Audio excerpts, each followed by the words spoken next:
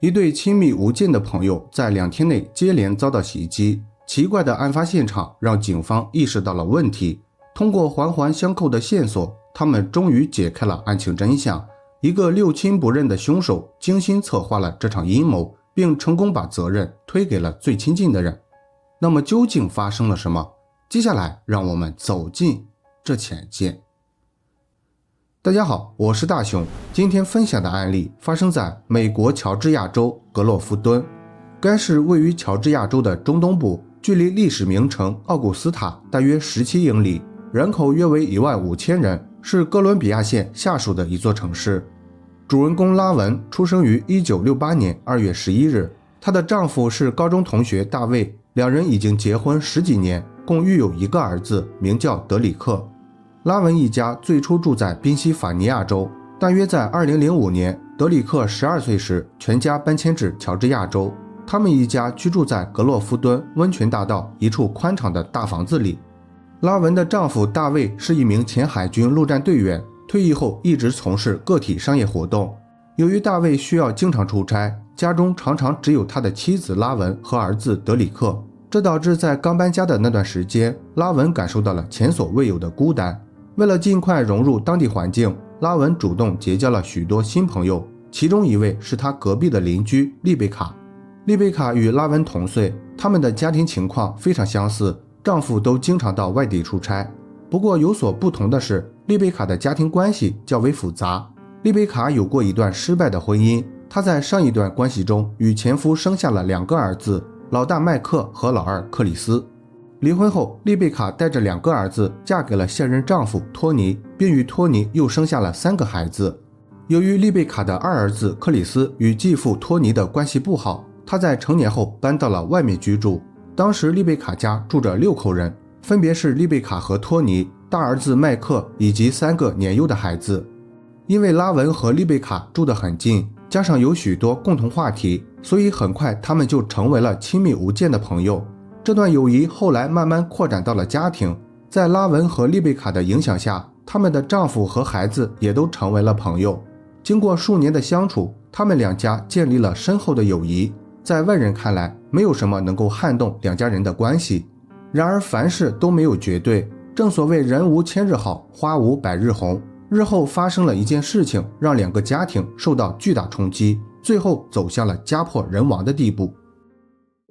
2009年3月25日早上9点左右，一名叫米奇的勤杂工如约来到拉文家，准备进行维修工作。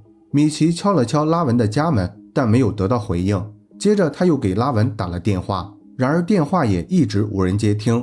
米奇感觉有些奇怪，因为他和拉文昨晚刚刚约定了维修时间，拉文不太可能不在家。于是米奇绕着拉文的房子转了一圈。当他来到后门时，发现门被撬开了，地上到处都是碎掉的玻璃。米奇很快意识到拉文可能在家遇到危险，于是立即向警局报告了这一情况。 Emergency 911. Yes, I had come over here to do some work, and the stuff's broke in. I mean, the glass is shattered out, and everything. I'd like to get the police over here. Okay, what's your name, hon? Mitchell Kozark. I hollered at them in the door, and I did no response. 通话结束后，米奇按照警方的要求留在原地等待。期间，他注意到隔壁房子门口坐着一位神情紧张的年轻人。这个年轻人是丽贝卡的大儿子麦克。米奇看到麦克一直在四处张望，觉得有些可疑，于是走上前和麦克聊了几句。麦克告诉米奇，他们家也遭到了偷盗，现在他正等着母亲丽贝卡回家处理。正在2人交谈之际，警方到达现场，他们拉起警戒线，首先检查了拉文的住所。当时拉文家已经被洗劫一空，地上除了各种散落的物品，还有很多新鲜的血迹。警方顺着血迹的方向来到了车库，他们在汽车旁边发现了满身是血的拉文。当时拉文已经陷入昏迷状态，头部和脸部有多处钝器击打的痕迹。歹徒使用的武器是一把羊角锤和一根棒球棒，这2样凶器就在拉文的身边。在把拉文送到医院抢救后，警方第一时间联系了她的丈夫大卫。当时大卫正在外地出差，他被警方要求尽快回家配合调查。与此同时，拉文的邻居也是最好的朋友丽贝卡回到了家中。当得知好友拉文遭遇袭击后，丽贝卡顾不上查看家中被盗情况，马上开车去了医院，现场留下了丽贝卡的大儿子麦克协助调查。警方在丽贝卡家发现了相同被盗的痕迹，同时还在门把手上发现了少量血迹。这些血迹表明两起案件是同一人所为。从现有的情况来看，似乎是盗贼先偷到了拉文家，在被拉文发现后，盗贼攻击了拉文，然后又来到丽贝卡家实施了第二次偷盗。但让警方感到不解的是，盗贼为什么要连续作案，而且还是在刚刚发生完冲突的情况下，这一点非常不符合常理。尽管当时警方还不清楚具体的原因，但他们已经隐约感觉到这两起案件并不是看上去这样简单。当天下午晚些时候，警方来到医院查看了拉文的情况。此时拉文的丈夫大卫也已经从外地赶了回来，但不幸的是，由于拉文头部受伤严重，医生已经无力回天，只能靠呼吸机才能维持生命体征。大卫在和家属商量后做出了放弃的决定，他签署了同意书，撤掉了维持呼吸的设备。41岁的拉文生命定格在了这天晚上。悲伤的大卫在做出决定后不久便接受了警方的询问。由于大卫有充分的不在场证明，警方很快就能确定他没有直接犯罪，但并不能完全排除他间接参与的可能。在案件没有真相大白之前，大卫被要求不准离开当地。事发第二天，警方收到了犯罪实验室发来的物证检测结果，2个案发现场的血迹均来自遇害的拉文，这一点证实了警方之前的推测，两起案件是同一人所为，但他们没有在物证上找到凶手的生物证据。在这种情况下，警方为了寻找线索，决定对本案中所有可疑人员进行全面排查。首先接受问话的是第一个到达现场的人，也就是报警人米奇。米奇向警方解释了他去拉文家的原因，并且详细说明了他要去完成的工作。通过相应的证明，警方确信了米奇的说法。接下来，米奇讲述了他在等待警方到达期间与隔壁邻居麦克的谈话内容，也就是麦克告诉米奇，他们家也遭到了偷盗，他正在等着母亲丽贝卡回家处理的事情。这件事引起了警方的怀疑，因为通常情况下，如果发现家中被盗，正常的反应应该是马上报警，而不是坐在门口等着家人处理。况且麦克已经22岁了，不是小孩子，警方怀疑他这样做可能另有目的，于是立即对麦克进行了审问。麦克告诉警方，案发那天一大早，他搭乘母亲丽贝卡的汽车去了朋友安东尼家，之后他和安东尼一起去了外面做兼职工作。一段时间后，他回到家中，发现家里一片狼藉，于是马上给母亲丽贝卡打了电话。母亲告诉他不要在家中逗留，让他到外面等待，所以他才没有报警，一直坐在门口等着母亲回家处理。警方核实了麦克的不在场证明，询问了他的朋友安东尼。尽管安东尼证实了麦克的说法，但警方从他的表情判断，认为他没有说实话。在进一步追问之下，安东尼承认自己隐瞒了一些事情。那天一大早，麦克确实来过他的家，不过麦克找他不是为了一起做兼职工作，而是要购买违禁物品。麦克从他家买了一些违禁物品后就离开了，他不清楚麦克后面去了什么地方。得知这件事情以后，警方再次审问了麦克。麦克承认自己撒谎了，但坚持撒谎的原因只是害怕母亲发现他这天没有上班。当被问到回家后有没有去过拉文的住所时，麦克表示他没有去过。警方检查了麦克当时穿着的衣服，确实没有在上面发现一丁点血迹，但是在鞋子底部发现了一小片碎玻璃。这片碎玻璃看起来与拉文家后门上的玻璃非常相似。警方询问了鞋底玻璃的来源，但麦克想了半天也没有给出明确的解释，他只是说自己记不清楚了。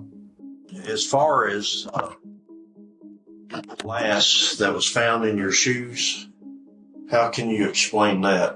Glass in my shoes? I guess, I don't know, maybe, I guess, no, I really don't know. 麦克的表现让警方加深了怀疑，不过当时他们还没有任何直接证据，在规定的审问时间结束后，警方只能让他离开。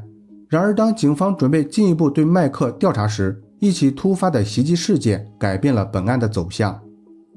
事发第二天深夜，警方接到了一通紧急求助电话，来电者是麦克的母亲丽贝卡。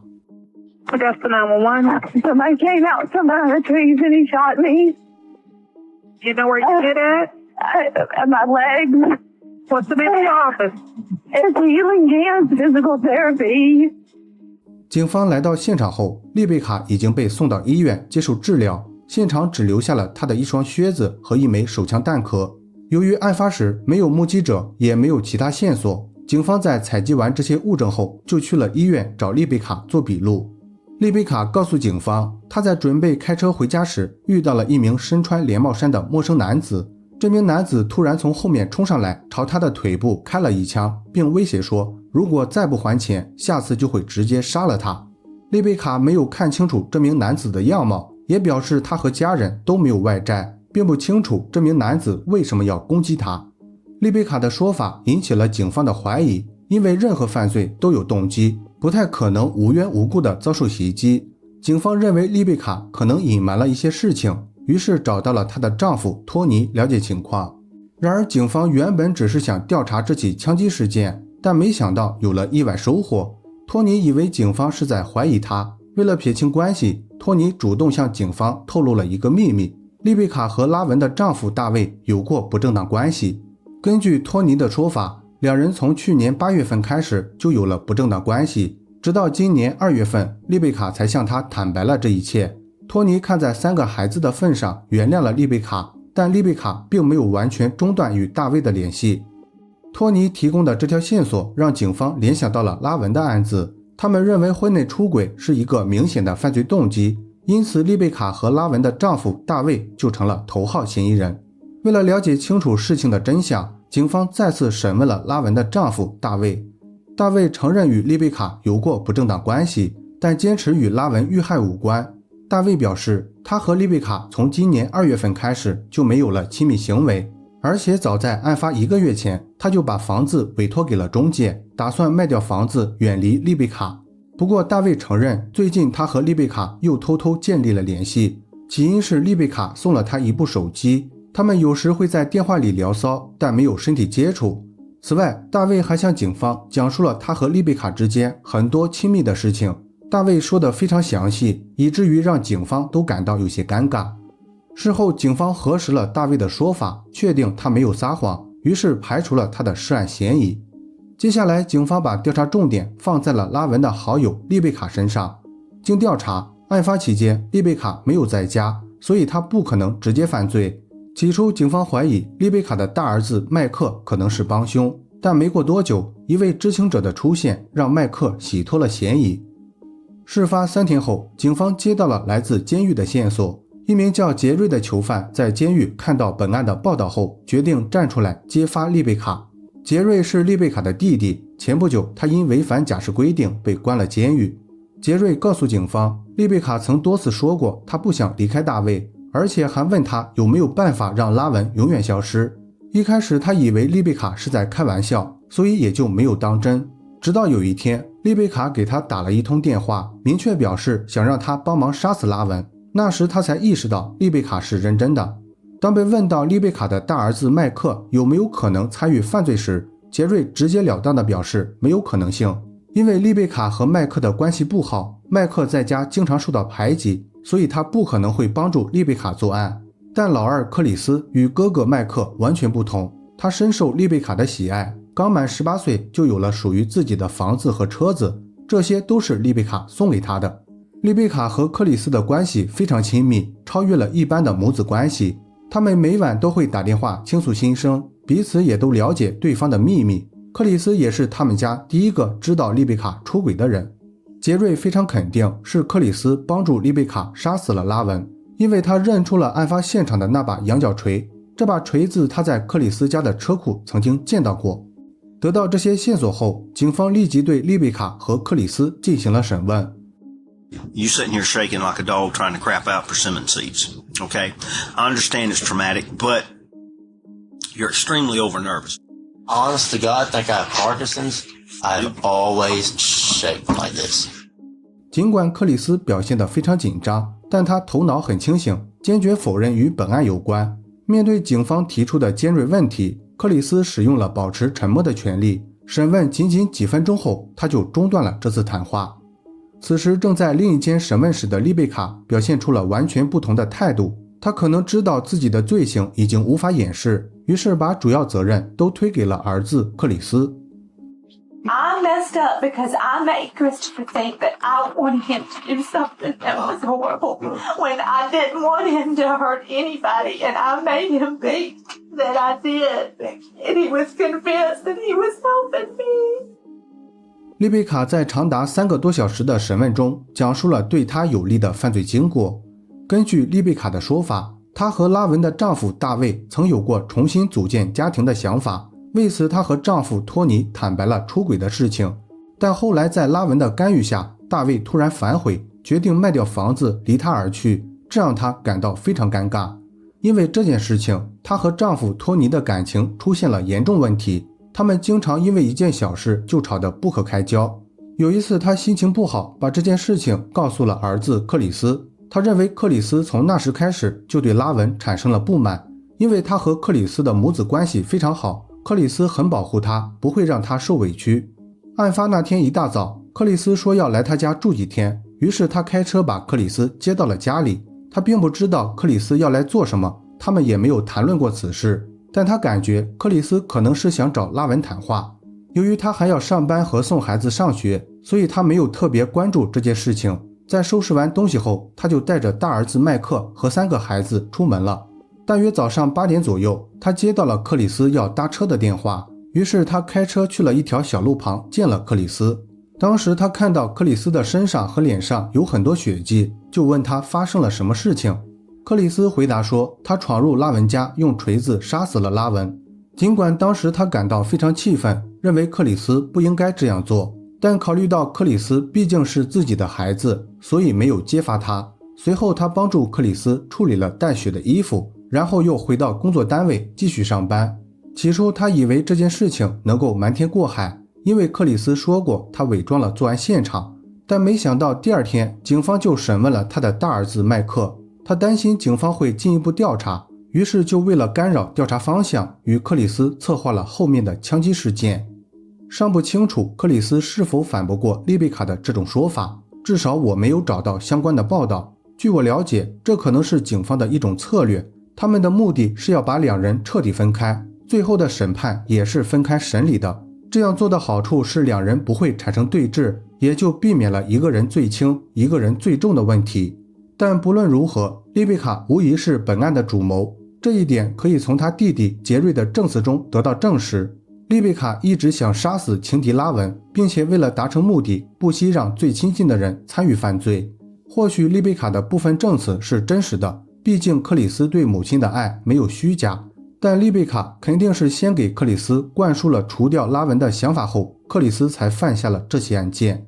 由于2人犯下的罪行可能会被判处死刑，所以在审判开始前，他们都表示认罪，并且签署了相关协议。丽贝卡为了争取宽大处理，最后还主动交出了克里斯在作案时所穿的衣服和盗走的赃物。如果没有这些直接证据，想要给他们定罪也是一个很大的问题。2012年5月，案发3年后，本案进入了审判阶段。丽贝卡和克里斯因犯有谋杀罪等多项罪名被判处终身监禁，不得假释。丽贝卡入狱后，她的丈夫托尼向她提出了离婚，目前托尼仍住在事发时的房子里。拉文的丈夫大卫已经重新组建了家庭，他们的儿子德里克如今是一名军人。好了，本期案件分享到这里也就结束了。如果你喜欢我的节目，请帮我点赞加关注，非常感谢大家的支持。我是大熊，下期见。